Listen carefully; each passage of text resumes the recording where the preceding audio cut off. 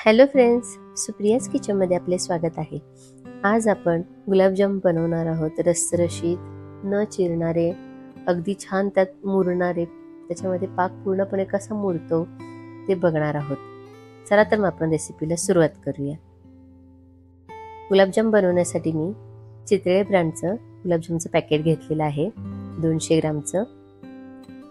सर्वप्रथम आपण ते कट करून एका बाउलमध्ये सगळं मिक्सचर काढून घेऊया आणि त्याच्यामध्ये दूध न घालता थोडं थोडं पाणी घालून त्याचा छान गोळा तयार करून घेऊया।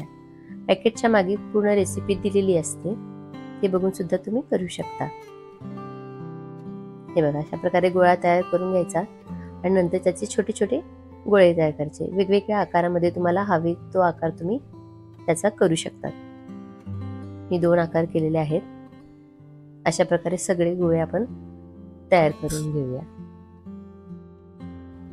गोळे तयार झालेले आहेत। आता आपण त्याचा पाक तयार करून घेऊया। पाक करण्यासाठी 2 कप साखर, जेवढी साखर घेऊ तेवढंच पाणी घ्यायचं। 2 कप पाणी घेतलेलं आहे आणि त्याच्यामध्ये थोडंसं केशर आणि थोडीशी वेलची पूड घालून आपण पाणी उकळवून घ्यायचं। गुलाबजामसाठी साखरेचा पाक करताना तर पाणी साखर वितळेल एवढंच ते उकळवून घ्यायचं।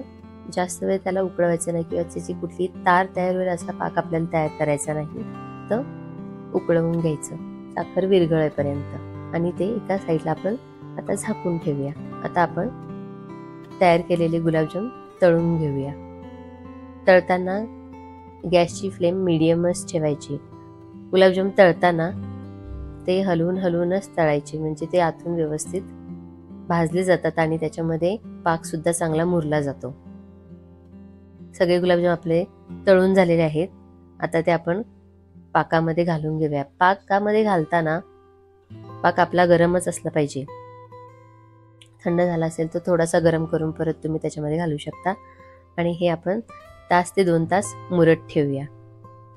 हे बघा, आपले गुलाबजाम छान मुरलेले आहेत। वरून थोडेसे ड्रायफ्रुट्स घालूया।